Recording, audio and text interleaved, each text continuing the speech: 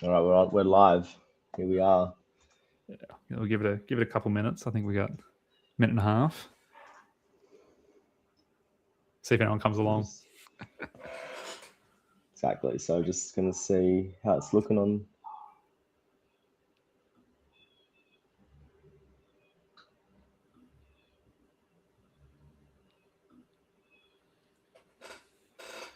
Cool. So LinkedIn just made a notification. Allied Health Live Unscripted with Chris and Antartis. Click to join live. Hopefully, I'm going to mute myself and join.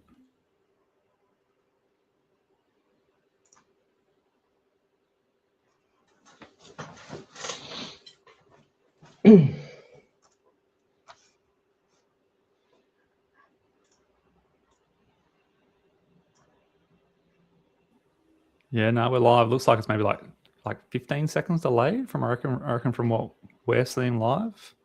Yep. All right. All good. Well, I'll wait till it hits 9 o'clock on the dot to start, just so, because that's obviously the time that we suggested. So may as well go by that.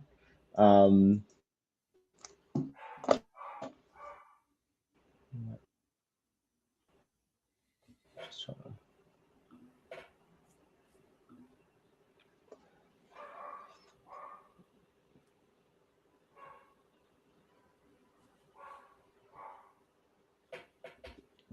Cool.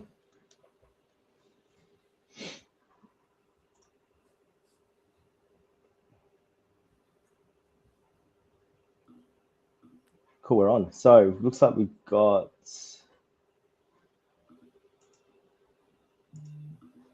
logo here.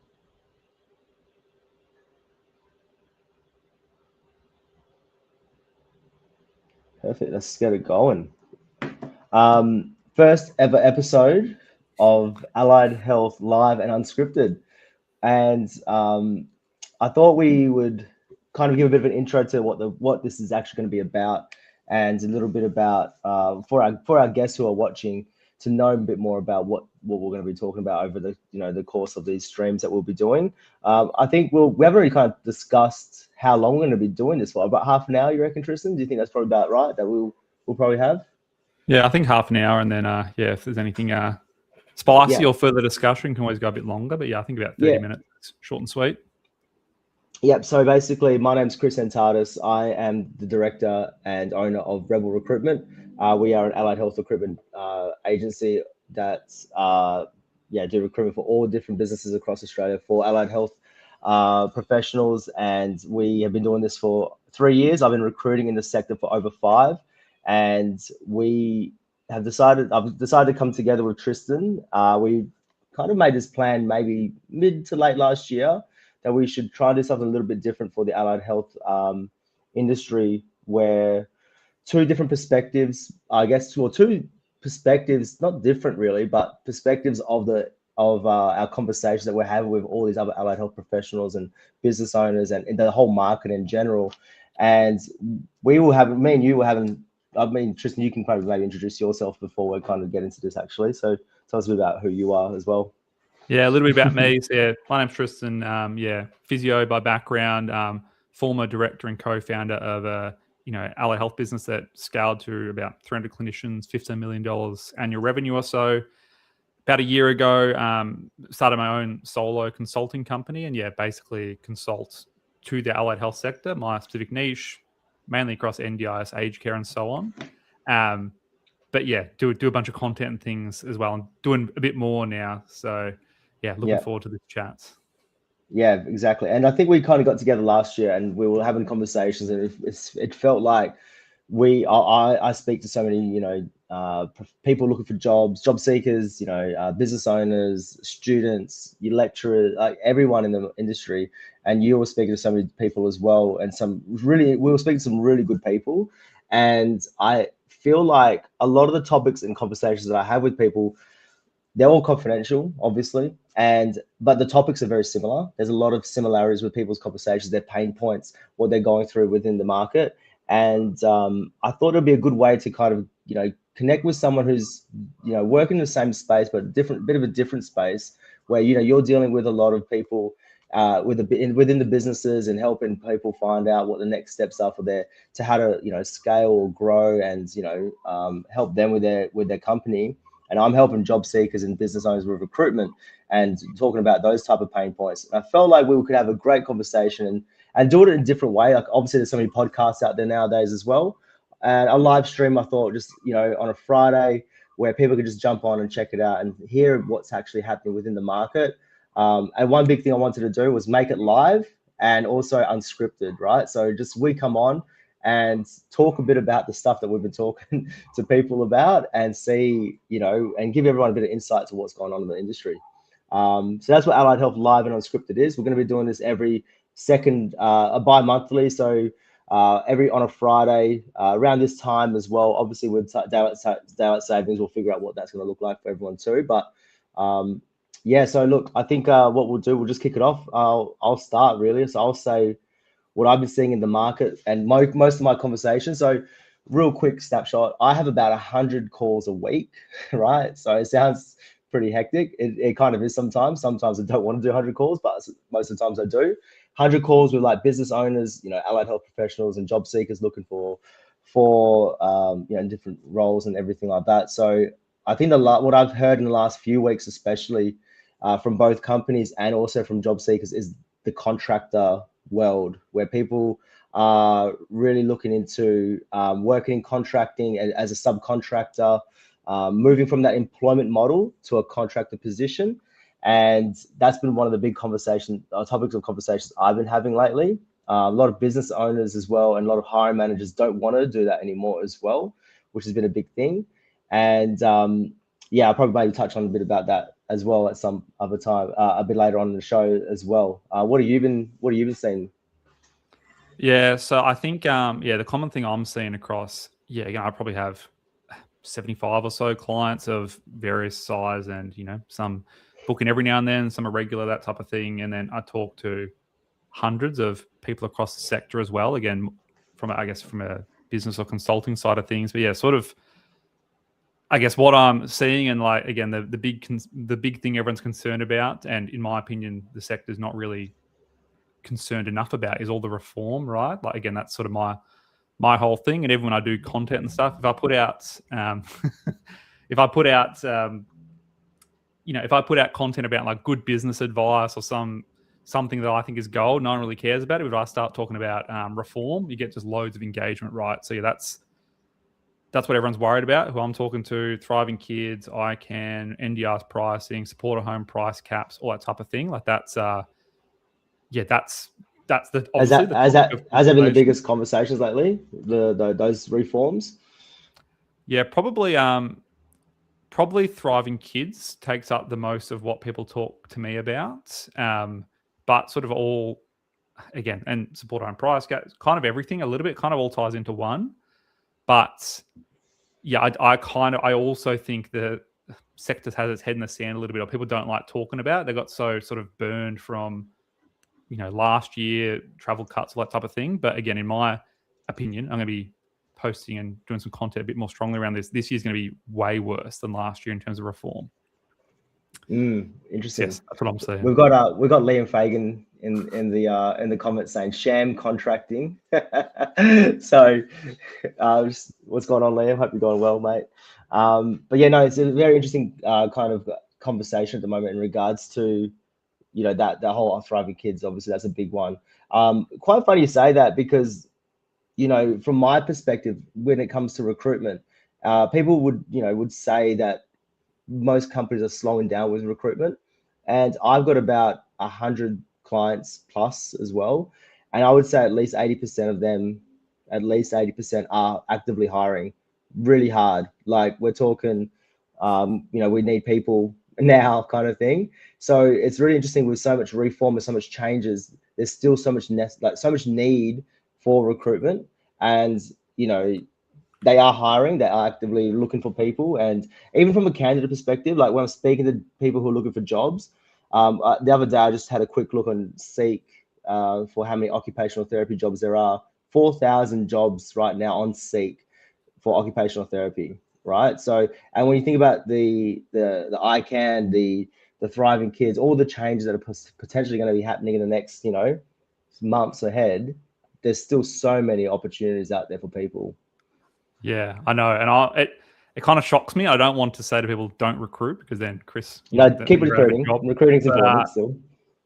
It shocks me, the scale and how much people are hiring still, considering how much risk is on the horizon. Again, I don't want to be too negative Nancy on here, whatever. But again, it does shock me how, I don't know whether it's people not considering, but it's good to see. Again, people need jobs, we need good employers, all that type of thing. But yeah, with the amount of reform on the horizon, and Narelle Pratt, who's a really good HR consultant, she had a good post where it's not as simple as, let's say you hire a few, 5 OTs or something, and then worst case scenario happens with Thriving Kids or ICANN or whatever. It's not as simple as just getting rid of people in probation and you're okay, or just having contractors. You've got no risk. We'll talk about contractors shortly.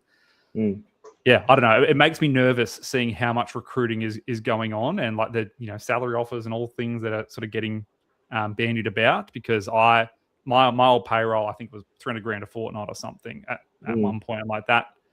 I don't know. I'll do an article of sort of deep diving into it next week. But the risk around our sector at the moment makes me nervous.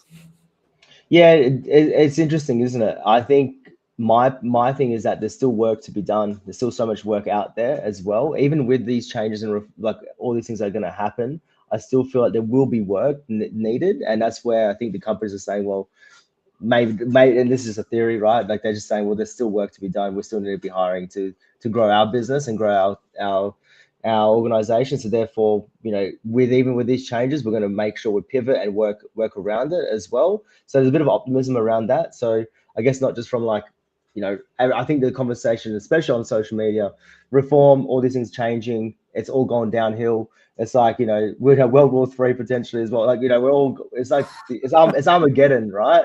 But there are also some positives. So, let's look at some optimistic stuff. And I'm very optimistic with this stuff as well. Is that it seems like there's a lot of companies are still looking at the positive of it as well, which is, a good thing from the reforms and stuff. It does seem like there are companies out there that are looking at the positive of that too, and still trying to hire and recruit. Well, if you're savvy and you can navigate through reform, it's the best time to hire. It's the best time to grow and scale when everyone else is, well, maybe not, but everyone else is scared or stagnant or risk averse type thing. So it can be, if you're a savvy business owner, and savvy business owners are already making moves ahead of reform, like kind of happened last year at July, like, acquisitions, buying businesses on the cheap, all that type of stuff. There's going to be a lot of distressed businesses this year, I believe. So, and candidate movement and all type of thing, good for you. And there'll be good clinicians available, probably because there's going to be a lot of distressed businesses across the next probably 18 months or so.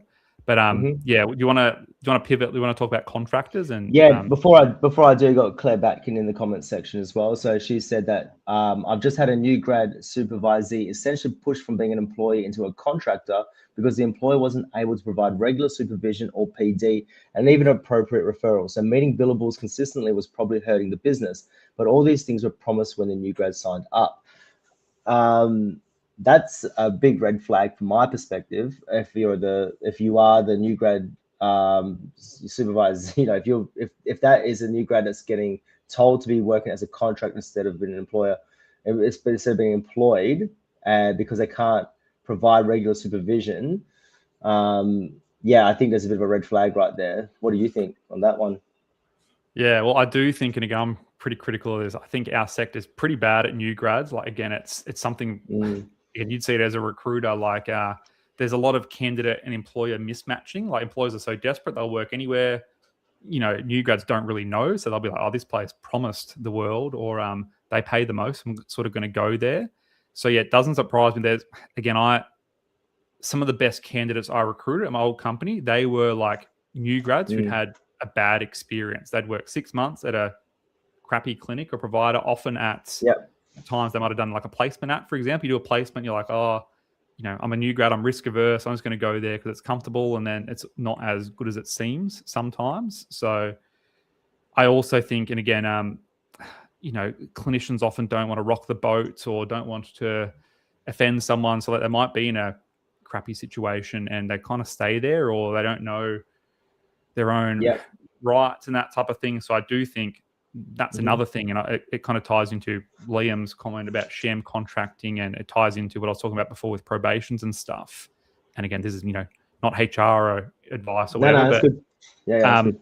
I'll post it in my article next week that fair work cases are on the rise because employees are and contractors are a lot smarter these days, knowing their rights, and they use AI to make fair work and general protections up claims and that type of thing. So yeah, I do. Again, I've seen all sorts of crazy contracts from these small allied health companies that just have unenforceable clauses, dodgy stuff everywhere, and small businesses kind of get away with it because what's going to happen, or the employee, the candidate doesn't know. But with the rise of AI, it's becoming riskier and riskier because you just run your contract through Claude or ChatGPT, say this is what happened, and you could have you could getting a letter from Fair Work. Yeah, and I agree. I think the sector is really it's hard to help new grads. The thing with new grads, and me and Claire have talked a lot about this over our relationship for 3 years, 4 years now. In terms of her work with the new graduates and my work with new grads, is that there's so many new grad programs, and it's a great marketing tool to get new grads into businesses, but from a program and also all these perspectives of for professional development and training and support, it's so individualized for the candidate and for the therapist. So shoving 25 new graduates into one company, they're all going to want different things. They're all going to need different support, and they all work at different levels, right? So you can't it's really hard to kind of do that.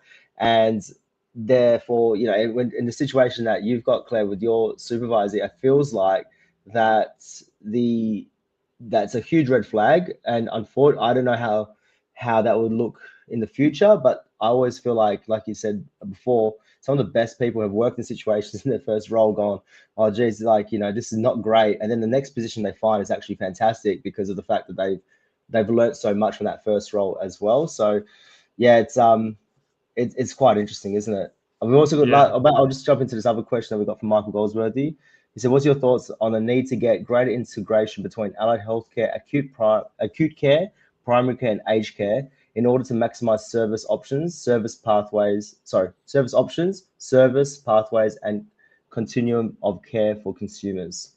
Yeah, I'll take this. So again, this is something I'm very critical of our sector about too, sort of healthcare in general, is we're so siloed.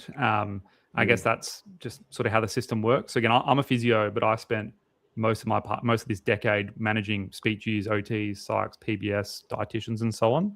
So multi-disc sort of comes naturally to me. But even now with what I do as a consultant, I see that the disciplines themselves are they're so siloed. We don't see enough collaboration. That's where something like Thriving Kids, love it or hate it, there's potentially, the key worker model, type of stuff, whatever.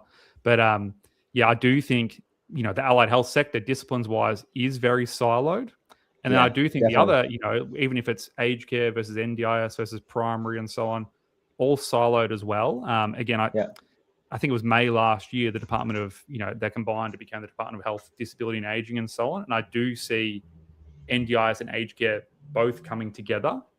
But then I also, on top of that, I see let's say medical doctors, nurses, allied health, they're all siloed as well. I don't really know many places that do, I don't really know any that do much of them well together.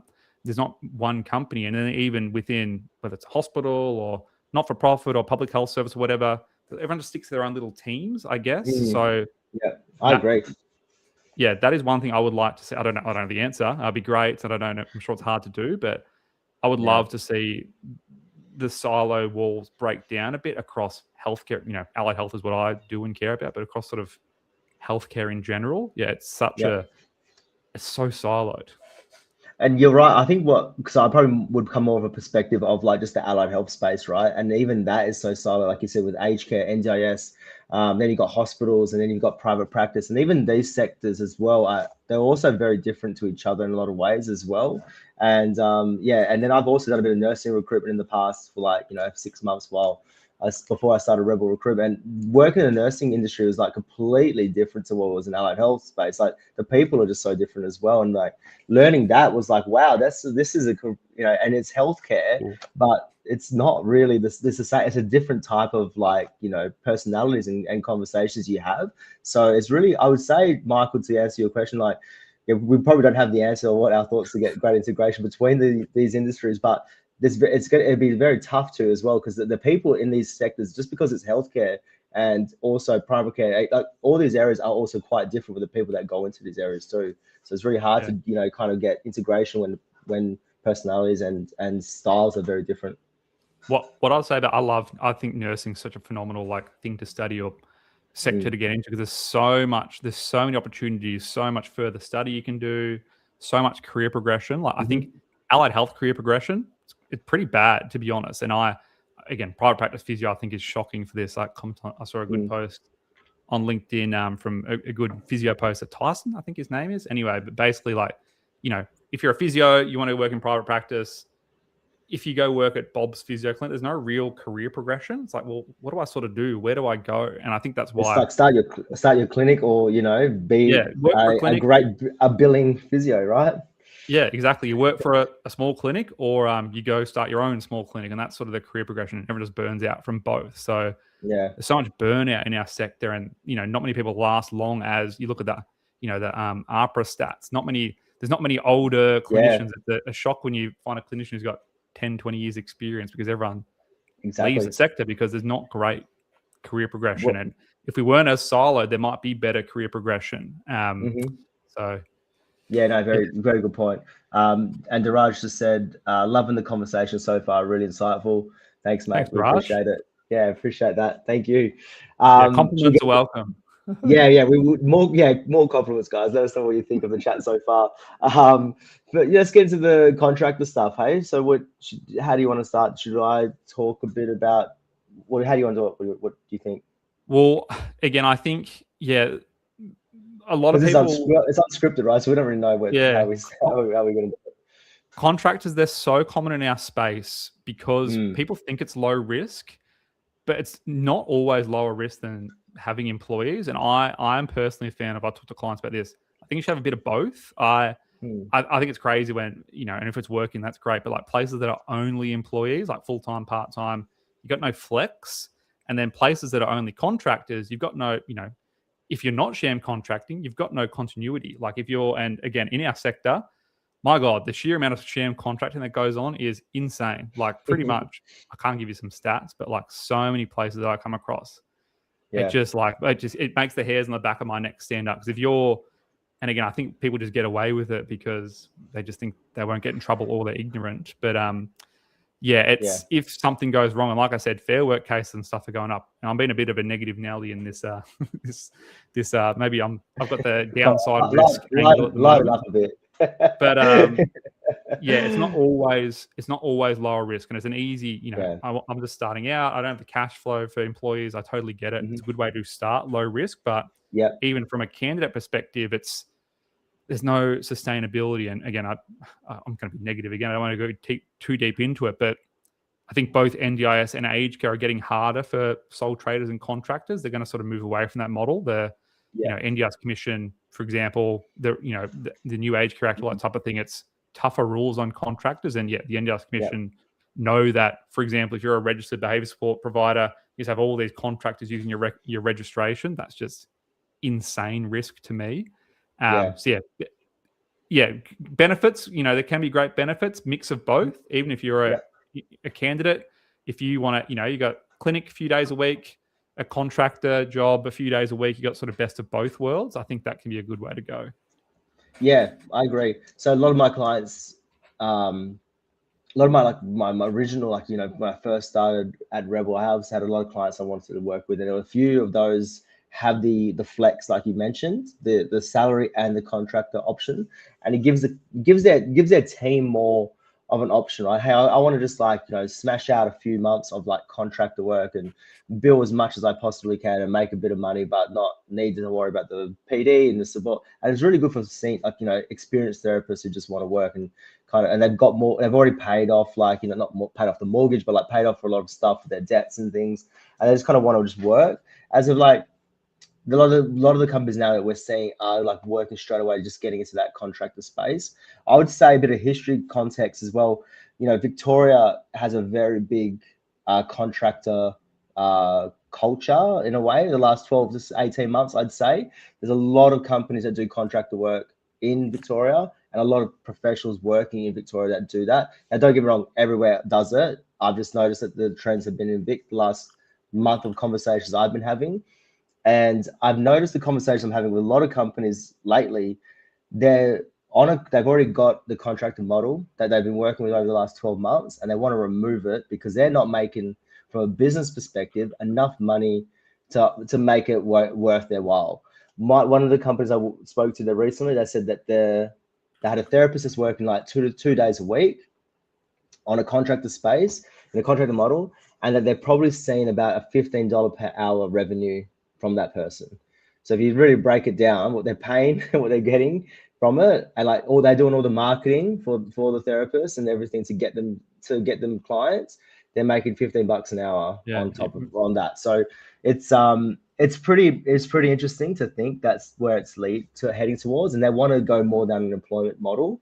And I also spoke to, oh, you go, sorry. Oh, I was going to say a couple of that. Yeah, you make more money in employees than contractors. Like, yeah, there's a risk, there's cash flow, you need to ramp them up, that type of thing. But if you have a happy, employee, billing, great job, all that type of thing, you're going to make more money. And the thing with contractors is, if you are just contractors, what's your brand? Like, if you're doing contracting properly, they should sort of be independent, and if you want to grow your company and contractors go rogue a bit more, right? Like they just take all your clients or do a bad job for support coordinator, whatever it may be. Like, I think it's hard to grow or to have a strong brand if you're just contractors and not sham contracting. Again, a lot of places that do all sorts of weird things, treat them like employees as contractors, and that makes me nervous. And then I think the other thing with contractors too, so I know you're going to say a couple things. One is that if you're a contractor and there's all this reform happening, you're the first one to go. Sorry. If they need to chop things, you're all gone. That's why places do contractors, because you're easy to chop if they need to chop someone. But on the flip side, I think the good thing about contracting, it sort of ties back into Michael's point about our siloed sector is a frustration I have is, if let's say you're an OT, you've worked 3 years, you've done NDIS, you're really good at FCAs, that's kind of all you've done. How do you upskill into other areas? If you want to learn aged care, for example, you probably need to subcontract to an aged care company and get some experience that can be good from that diversification angle as well.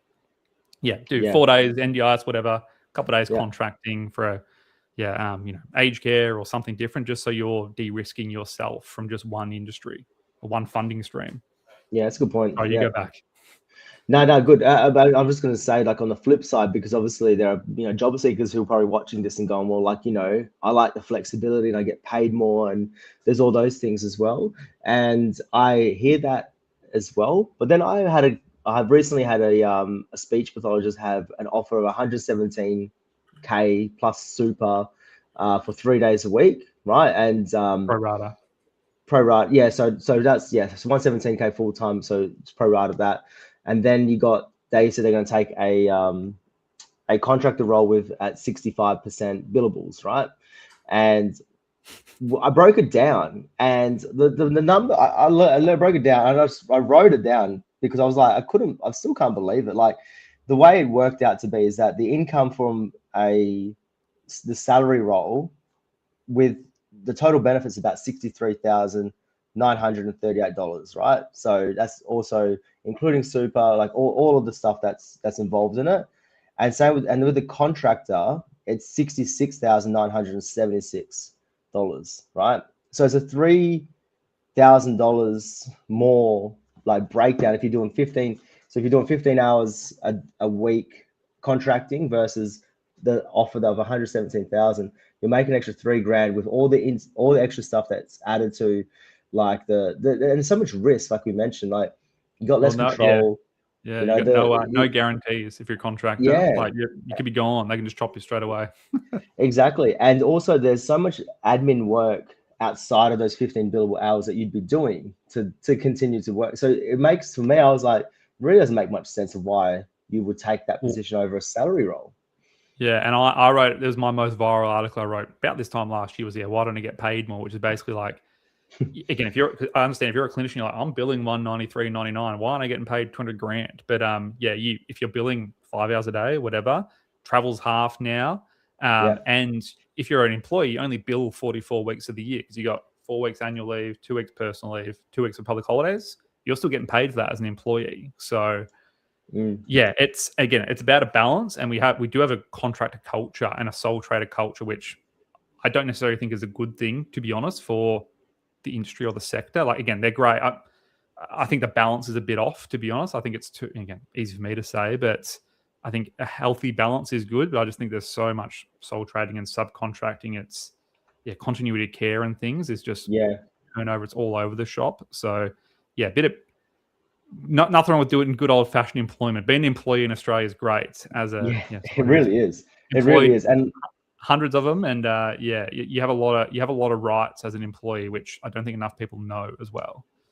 And look, there's definitely a bit of a trend as well with a lot of people who like to work a bit of both. You know, like you said before, working 3 days and then doing a bit of contract. It's a different diversify. And I think that's completely fine.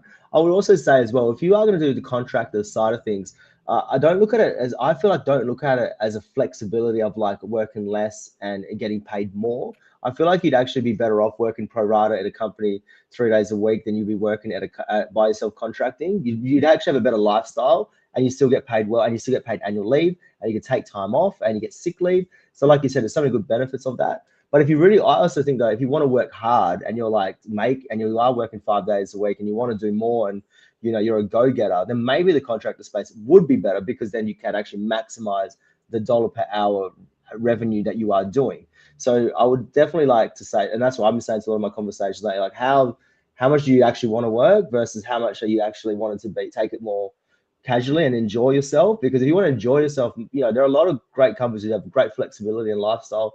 The industry, from a statistic point of view, is very female dominated. So a lot of the allied health professionals are working 3 days, 4 days a week as well.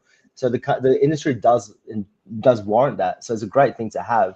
And if you do want that flexibility and lifestyle, I would probably say go to be employed rather than be a contractor. But that's from what I'm seeing as well in my time. But Chris, I was going to ask you a question. Go on. What's the number one thing candidates are looking for at the moment? Good question. I think it's always been flexibility. It hasn't changed too much as well. I think right now the things that have changed probably mostly than anything though over the last 6 months from flexibility is probably a move from NDIS towards more aged care, home care, support at home work. That's probably been the only change I've really noticed, especially in WA. A lot of candidates I've been speaking with in WA are looking for more of that pivot to a different market, a different funding model. I don't think as well, and from my conversations, it's not necessarily about the changes that are happening in NDIS either. I definitely feel like it's just such a quote unquote, it's a very just hard, difficult kind of area to work in. That's what so again, we did a bit mild business. We're probably 80% NDIS, 20% community aged care or so on. And it's lower margin work. You're going to get paid less as a candidate and an employer in aged care, unfortunately, because you're working as an associated provider. So you're essentially subcontracting. So much, much lower rates, less funding in general. But I used to call it a palate cleanser for clinicians to help with retention loads. You had an OT, let's say, ultra complex, high mental load NDIS caseload, and then you have a couple of days of aged care. It's this is nice. It's a bit more, less red tape perhaps than NDIS, less mental load. And again, it can be I love aged care, right? Like, and it Yeah. absolutely suits some people, but like, even if let's say you're a physio doing 5 days a week of aged care, that can maybe be a bit repetitive and boring perhaps. So I think, Yeah. mixing it up can be the way to go. And I think candidates are a little bit ahead of business owners there, right? It's because if you're a business owner, you want to pivot into aged care, you need to start quick. The candidates are smart too. You said it's maybe not so much for de-risking, but it could be. I think it is smart if you're a clinician to have different skills in different areas, because again, let's say you're an OT who can only write FCAs. Yeah. Like that's all you've done for 3 years, like Exactly. since graduating. Like you need to think about what happens if the demand decreases for FCAs, ICANN, all that type of stuff. Yeah. Absolutely. Yeah, no, I definitely think I don't think it's the de-risking part. I definitely think from a business perspective, it is de-risking because obviously the changes, and I think business owners are probably more aware of what's about to happen with, in the coming future with different changes within the NDIS and also in aged care. And there's obviously other reforms happening too. But I definitely feel like from the candidate's perspective, yeah, it's just more of like how hectic the work can be over full-time work as well. And I think that's also why it's leaned towards more flexibility and part-time work, 4 days working weeks and stuff like that too. That's had a big play to it as well. And when I first started recruitment 5 years ago, no one wanted to work in aged care and home care. That was like the least ideal place to be Tell me working. about it. So now the fact that people are saying to me, I would like to work in aged care, I'm like, well, where were you 5 years ago when I was like trying to recruit for aged care companies a lot all the time? So it's a really interesting perspective. It's a really interesting question that you asked though, but like that's probably the two things I'm saying. Flexibility is always going to be number one though. I think since COVID and things have changes since then, and this is not just allied health, this is all recruitment and all business and all companies. And industry, that people want better flexibility with their lifestyle. They don't want to just be working 24/7. They want to have that time with family, friends, their life that they can kind of all mesh into one.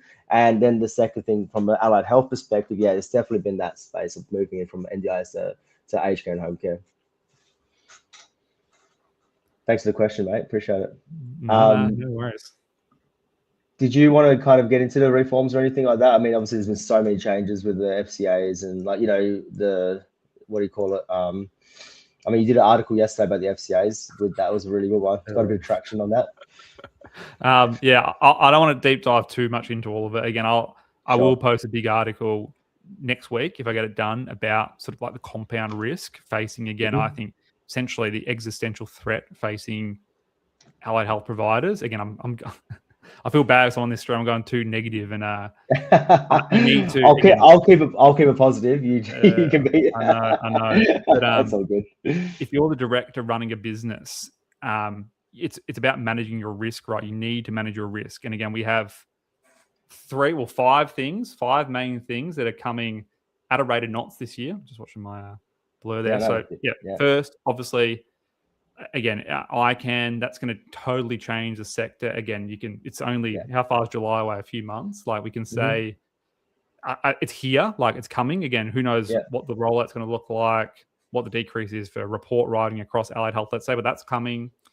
Thriving Kids, again, 1st of October is meant to be the start date, 2028 rollout. But anecdotally, I'm already hearing, and I'm sure people listening, that plan's already been cut for that cohort ahead of Thriving Kids. This kind of happens with NDIS. They're like, oh yeah, this change is happening then, but the cuts sort of behind the scenes already happened before that. So we have ICANN, Thriving Kids.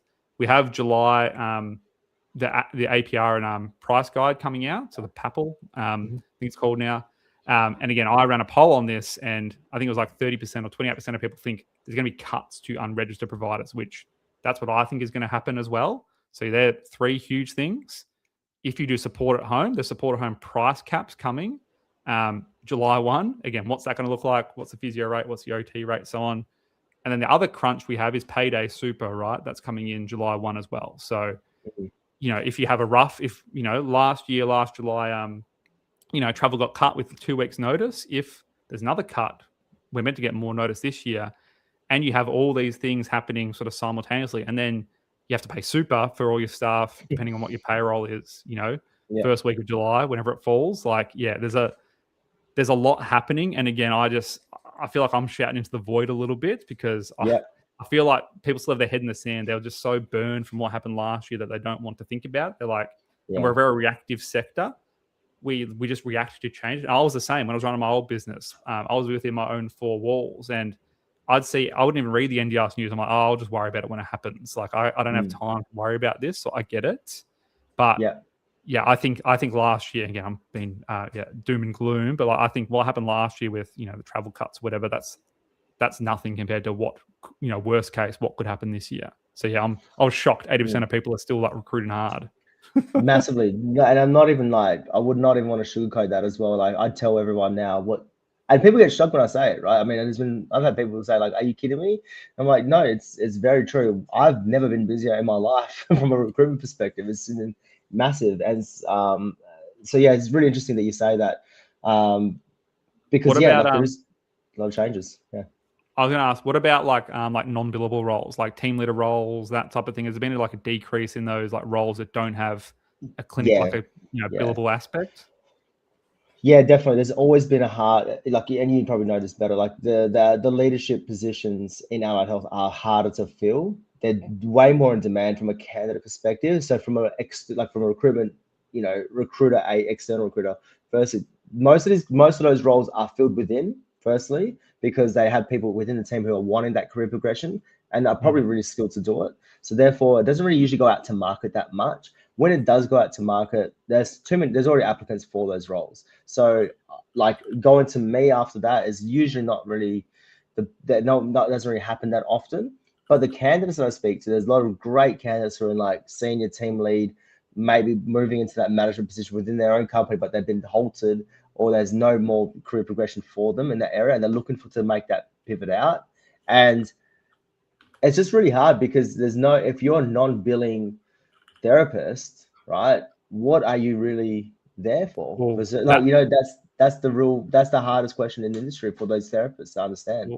Well, that's a lever to pull, right? Margins decreasing again. We haven't had an increase to our charge rate. We've actually had a decrease. 2019 was when it went up to 193.99, and some disciplines have had a decrease. Travel's had a cut. Obviously, cost of living's gone insane. I think 193.99 7 years ago is worth $150 or something now. So basically, we're getting paid the equivalent of $150 for our charge rates, and that's easy. You look at your P&L, you're like, okay, non-billing staff, chop, get back on the tools, all that type of thing. And then, so I would agree, there are less leadership roles, which sucks. Going back to the career progression point for our sector, it's harder to justify non-billing roles now. And I also would say, to your point, I would advise employers, leaders to advertise externally, do your due diligence, and don't just go internal. I'm sure maybe the best candidate is internal, but you should always look external if you're doing leadership, because there are phenomenal candidates out there who the answer's not always within your own four walls. Absolutely. I mean, I speak to so many amazing like senior team leads, moving into that management area, and that their skill sets are so strong and so good that you could definitely be like far out. Like if there was those roles out there, you'd be able to place them, because they'd be such a good candidate for most companies. And but those roles are very minimal in the industry. Like we said about the career progression before, like it is halted, and then that's where a lot of like great people trying to leave the sector. And that's a bit of a shame. We don't really want that to be the case as well, right? We want to keep them in the industry, because there's so much they can do, so much they can benefit the industry so much more as well. I was going to say, we've got about 14 viewers on at the moment. Did anyone want to chuck in some comments and ask us any questions while we're here? Because that's what this is about. We want to be interactive with you guys as well and have a conversation. So does anyone have any questions? We'll get them answered. We have got a few people who have messaged us who can't make it. So we can definitely get some of those answered as well. Maybe I'll throw one to you, Trystan, because someone messaged me the other day. Let me get it up real quick. They asked me a question. I feel like so they said that we said half an hour, but I could yarn all day. I know. We said half an hour, but I'll ask you one of the questions that someone asked me before, because I think it'd be good for you. Our referrals have dropped since the start of the year. Are other practices seeing the same thing? Yeah, that's definitely a question. So basically, so it's getting more and more competitive, right? Like again, I just particularly metro, like again, you see if someone posts on LinkedIn or Facebook, which I don't go on to, but if you go on LinkedIn or Facebook, someone's like, hey, I'm looking for an OT in, or I'm looking for a speechy in Parramatta or North Melbourne or whatever, you'll see like 15 comments straight away. You So do. like it's so competitive and so saturated in, let's say, NDIS for the example. So yeah, there is a decrease. There are obviously cuts, right? Again, less funding, less participants, huge cuts, all that type of thing. So yeah, it's just becoming, there's constantly, people looking with, there's constantly new providers popping up, people entering the sector, not just allied health. Everyone wants a slice of the NDIS pie, right? So yeah, becoming increasingly competitive and less funding and referrals available. So it's sort of squeezing from both ends. So yeah, that is something a lot of people are seeing. My advice to people would be niche, know you clear unique selling point, or what I would really love to see, both from a provider and candidate perspective, is go regional. Plenty of work regional. I don't have much sympathy for metro providers who complain. Sorry, because if you go an hour outside of Sydney, 2 hours, go regional for a bit. There's underserviced areas everywhere. So absolutely, yeah, go. Yeah, and I know there's not much travel and all that type of thing, but yeah, if you're a clinician and you want cheaper rent, long career, go live in a country town somewhere and service the area, because they're all crying out for it. So yeah, that's what it used to be like, didn't it? I mean, that's back, if we throw it back 15 years ago, that's what, most new grads especially had to like go into, from a WA, wax, country health services, move to like different areas to get that skill set and work in regional locations to get. I mean, I know one of my clients now, she said to me that she had to either choose working regional or working in Melbourne, and like moving to Melbourne from Perth to get a job. And that was like her decision to go to Melbourne. But like, that was what it was like back in the day, wasn't it?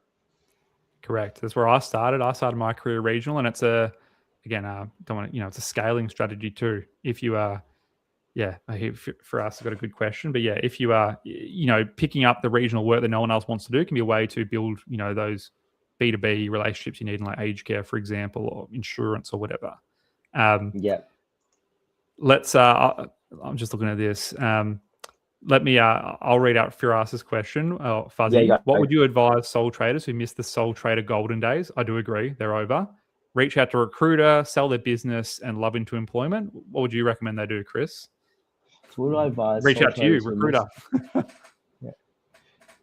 Yeah, basically. So I'm just trying to read. So advise sole traders who missed the sole trader golden days, reach out to a recruiter, sell their business, and love into employment. Yeah, I mean, well, it depends on how much work is there, right? I mean, if they're still if they got clients and they're still doing stuff and they're enjoying it, it really depends on the person, obviously. But yeah, no, definitely, I would suggest there's a lot of ways you could go about it. You could obviously try and even start a business and move into that space and try to actually get people to, and actually, if you've got clients and you want to grow that space and do something else, then yeah, absolutely, I'd suggest even that. So if that's something that you want to do, then for sure. But yeah, I've actually, for example, I've got a physio that I'm working with right now who owns a private practice for like the last 7 years. He's shutting the doors. He wants to go traveling and work locum or in regional locations. And that's his situation, right? So he's kind of, wants to just check things out.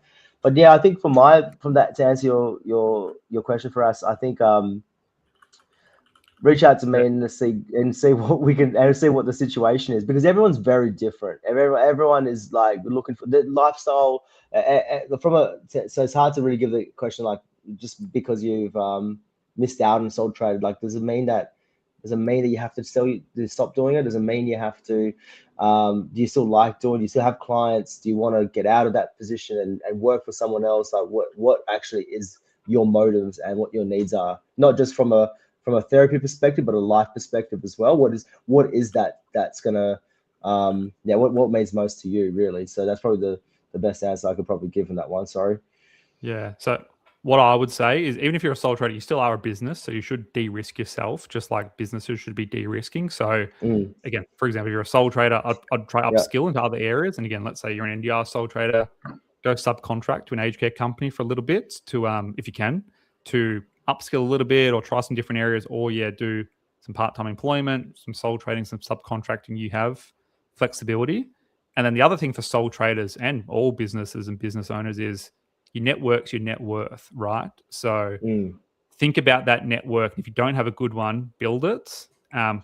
Both with referrers, sport coordinators, case managers, GPs, whatever. You know, your network, as things get more and more competitive, particularly if you're metro, your network is your net worth. And then the other thing for sole traders too is, and again, speaking about silos, network with other clinicians too. Like we're so like, and again, I'm not a good example because I was ultra competitive, run my old business, and I was poaching front staff, so I didn't network with anyone. If you're small, you need a community of other. If you're a small speechy, OT, physio, whatever, network with other. You know, you can network with people of the same discipline. You can refer to them. They can refer back. Other disciplines, like people are craving connection in this. We're so siloed. So I would, you know, I don't know. I don't know if we're shy or introverted as clinicians or whatever, but you know, there's not many networking events. A few people are starting a few up. There's a few communities things popping up. So yeah, I would say connected with others too, not just for referrals, but also it's gonna be bloody tough this year. Again, I hate to break it to everyone, it's gonna be really hard for everyone.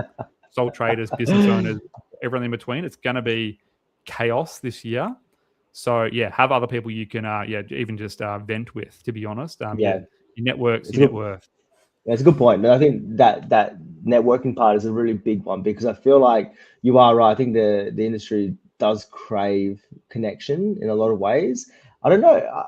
You're right. Maybe it's like being introverted. Maybe it's just like also not actually having many events to be able to go to and do things as well, right? So that might be also the situation. But I think when you're actually out there meeting people and understanding what people are doing, going through that, you actually probably, know where you want to like take yourself as a contractor or as a business as well. So good question. That's a good one. Did you have any questions? Did anyone reach out to you, Trystan, for any questions at all? Yeah, someone did come through. We're a small practice thinking about hiring a new grad. Is now the right time given all the uncertainty? I'd say yes. I'd say yes, because I feel like there's still a lot of it's still worth finding. I think there's in recruitment. If you're always recruiting and you can always find someone really good, then why would you say no? And if you have this, if you can support and provide that the right environment for a new graduate, and you think you guys are ready for it, then and you have the right new grad come in, yeah, absolutely, I would say yes. You should be hiring. I think you should. I think my perspective on hiring and recruitment is that the best businesses that I work with are always constantly hiring. They're always ready to find the right person. Yeah, you know what I mean? Like you have to always be recruiting. Exactly. ABR, always be recruiting. And the flip side, there's two funnels to control as an allied health business, right? ABR, always be recruiting. I think the term is ABC, always be closing, but always be selling, or whatever you want to call it. You have referrals, candidates. You need to be constantly doing both. You just balance which ones you do. And then on new grads, you should know again, we had a grading system. So I knew that, okay, I need 1 team leader, 5 grade 3s, 10 grade 2s, then I can have 5 new grads and stuff. Like, you should know the balance of your business. You can't have 5 new grads and no supervisors. You also can't have 5 supervisors and no new grads, because they'll get bored, or there's no one for them to supervise. There's no career progression. So there is uncertainty, but I mean, new grads are cheap, and there are compared to hiring a 120K team leader. And I think as well, they bring excitement to the team. When there's a new grad in the team, like you said, if there's like 5 seniors and there's like one mid-experience, mid-year clinician, and then you got someone that's the new grad coming in, it brings excitement because there's some youth, enthusiasm, like some people wanting to learn, and it gives the whole team a bit of excitement as well. So yeah, if you are looking to hire, if you think you're ready to hire now and you're ready for it, but you want to wait until next year kind of thing, then I'd say don't wait. Always consider recruiting as much as possible, because you'll find someone. And again, my best candidates in my old business, a lot of them, they were like 6 months out new grads who'd had an awful experience. They kind of work for me. They're like, oh, this is nice, So yeah, always be recruiting. And you need to be recruiting ahead of when you need someone, right? Because there's turnaround times, contracts, notice periods, like type of things. So again, there's no magic number. Same thing with, you need to be, business developing or getting leads or referrals as well, because by the time you need them, it's too late to do it retrospectively. You need to have some warm leads across both. So yeah, ABR, always be recruiting. Talk to Chris. Great. Yeah, absolutely. There's look, maybe we'll ask if anyone else wants to ask any more questions. We can answer one more, and then we'll probably shut it off. I reckon. I think we don't want to waste too much time. Only half an hour over time. Yeah, exactly. Any other questions, guys? Just let us know in the chat. We will probably be doing this bi-monthly as well. So, like I said, the next one we're probably penciling is going to be the 6th of May. I think it is 8th May. 8th of May. Sorry. So that's the next one we'll be planning to do. We'll obviously put out a bit more content, a bit more links and events and stuff for that one. So we'll try and do this as much as we possibly can as well. But yeah, let us know. And like, yeah, the more people who come along and support things like this, we might be able to do it monthly. We might be able to do other stuff as well. This is very much a pilot to even see the tech's working. I hope people are seeing us and commenting. So that's good. Exactly. So, building in public, this thing. So yeah, send through any feedback. How send us the frequently you want to see it, any questions, all that type of stuff. Chris and I are way too active on LinkedIn. Tips for the AFL this weekend. Well, I'm a North Melbourne supporter, Liam. So I'll just say straight away, Port Adelaide probably is probably a better one for that one. So Gold Coast will beat West Coast. I know that one. That's you can lock that in, I reckon. And that's pretty much all. Everything else is after watching last night's game. I don't know. Blues. I'll go. Hawks, Bulldogs. Yeah. Freo. I'll go Freo for the WA. I'll go Giants over Bulldogs. Giants over Bulldogs. That's what I'll go. Yeah, Sydney over Brisbane. Yeah. I'll go Brisbane over Sydney. Collingwood versus Adelaide. Adelaide. I'll go Adelaide, I reckon. Yeah, I'll go Adelaide too. Upset. North versus Port. Port. Yeah, Port. Melbourne, my team, versus St Kilda. That'd be a good game, actually. That'd be interesting. Probably Saints, though. Good, but it'd be interesting. Yeah, probably the Saints. These suck. And they're Gold Coast versus West Coast. West Coast paying $19. Yeah, I mean, if you're ambitious, try to put some money on West Coast. Don't do that ever. Gold Coast. No, that's pretty much it, mate. We'll wrap it up, hey. But good to start this off. Good to get people into the chat as well. So thank you for everyone for being involved and watching us. And like Trystan said, give us some feedback. Let us know what you guys think about the show, and if there's anything that we can improve on or whatever, that'd be great as well. But thank you guys. Thanks, mate, for jumping on with ourselves. And yeah, looking forward to doing more for the rest of the year as well. So it'll be good fun. Yeah. Thanks, guys. Yeah, May will be interesting. Yeah, looking forward to the next one already. Yeah, see you guys. Definitely. Take care.